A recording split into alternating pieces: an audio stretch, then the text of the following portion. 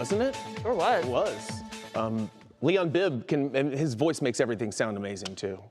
Well, doesn't it? Don't you love Leon Bibb's voice, Peyton? I mean, it is like I think he could read the phone book if phone books still exist. I'm sure they do somewhere, but he could read anything and make it sound fantastic. He could even read you the current traffic notes I have for you, and they'd probably sound a lot better too.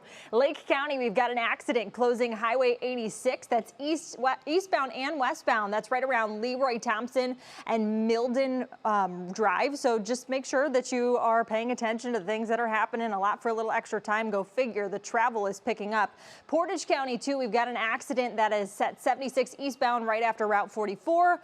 There is a lot of stop and go basically everywhere else you can expect, but it's not because of the weather throwing a dent into anyone's travel. There have been spotty showers throughout the day, and most of those have been ongoing thanks to our actual wind direction through parts of Cuyahoga County, Lake Geauga, Ashtabula, even stretching back to parts of northern Medina and Lorain County. So it's been kind of misty, drizzly, a little dreary in nature too, but regardless, this is starting to fizzle out. So that's key for us as we start to improve as we go closer and closer to Thanksgiving itself.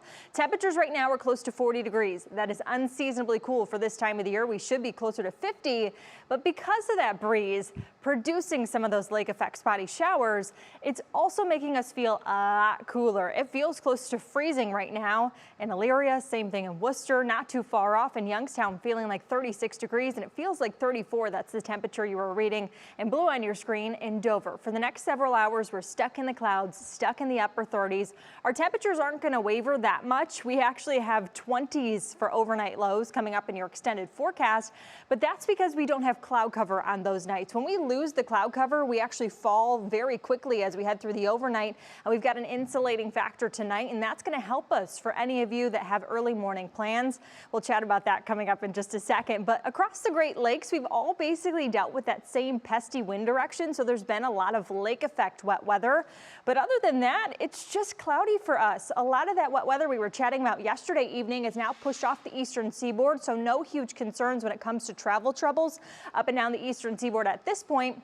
Our next system is just over my shoulder and sitting through the northern plain states right now, but maybe you've got the turkey trot lined up for tomorrow morning. Congrats to you all who joined that kind of family. We're going to start the day closer to 40 degrees, mostly sunny conditions expected for your Thanksgiving. And as we plan things out together, we've got a lot of sunshine, so you're going to need the sunglasses from basically start to finish. Our high temperature is going to be close to 50 degrees, and that's pretty seasonal. You can feel free to open up the windows as you cook in the kitchen, or if you've got backyard football lined up. National Timer big picture forecast. We're still dry for the day tomorrow. We do the same thing again on Friday.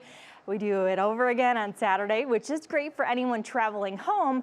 But by Sunday, our next system is sitting out in the Central Plains states. And in your National Timer hour-by-hour forecast, our next system is going to include some wintry precipitation. It just depends on how far south and how far north.